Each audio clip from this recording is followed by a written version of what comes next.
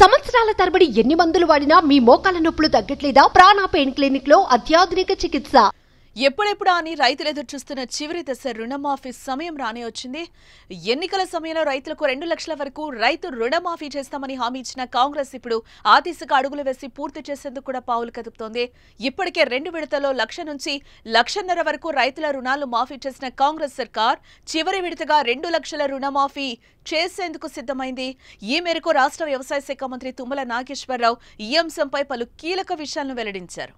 మూడో విడత 2 లక్షల లోపు ఉన్నటువంటి రుణాలన్నీ కూడా స్వాతంత్ర దినోత్సవం రోజునే గౌరవ ముఖ్యమంత్రి గారితో అనౌన్స్ చేయించాలనేది వ్యవసాయ శాఖ యొక్క ఆలోచన. ఈ సందర్భంగా మంత్రి తుమ్మల నాగేశ్వరరావు మాట్లాడుతూ రాష్ట్రంలో పంటల రుణమాఫీ ప్రక్రియ కొనసాగుతున్నదని 3 విడతల్లో చేస్తున్నామని ఇప్పటి వరకు 2 విడతల్లో 1,00,000 వరకు తర్వాత 1,50,000 వరకు మాఫీ చేశామని అన్నారు. ఆగస్టు 15న 2 లక్షల వరకు రుణమాఫీ కార్యక్రమాన్ని ఖమ్మం జిల్లా వైరాలో నిర్వహించే సభలో ముఖ్యమంత్రి రేవంత్ రెడ్డి ప్రారంభిస్తారని తెలిపారు. అదే రోజు సీతారామ ప్రాజెక్టును సైతం సీఎం రేవంత్ రెడ్డి ప్రారంభిస్తారని వెల్లడించారాయన. సాంకేతిక కారణాల వల్ల 30,000 ఖాతాల్లో డబ్బులు జమ కాలేదని, పొరపాట్లను సవరించి అర్హులైన వారందరికీ మాఫీ చేసి తీర్తామని స్పష్టం చేశారు.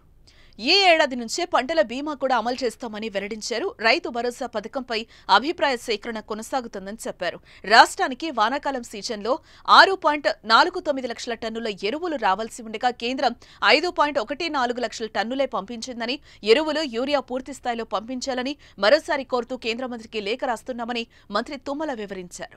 మూడో విడత 2 లక్షల లోపు ఉన్నటువంటి రుణాలన్నీ కూడా స్వాతంత్ర దినోత్సవం రోజునే గౌరవ ముఖ్యమంత్రి గారితో అనౌన్స్ చేయించాలనేది వ్యవసాయ శాఖ యొక్క ఆలోచన.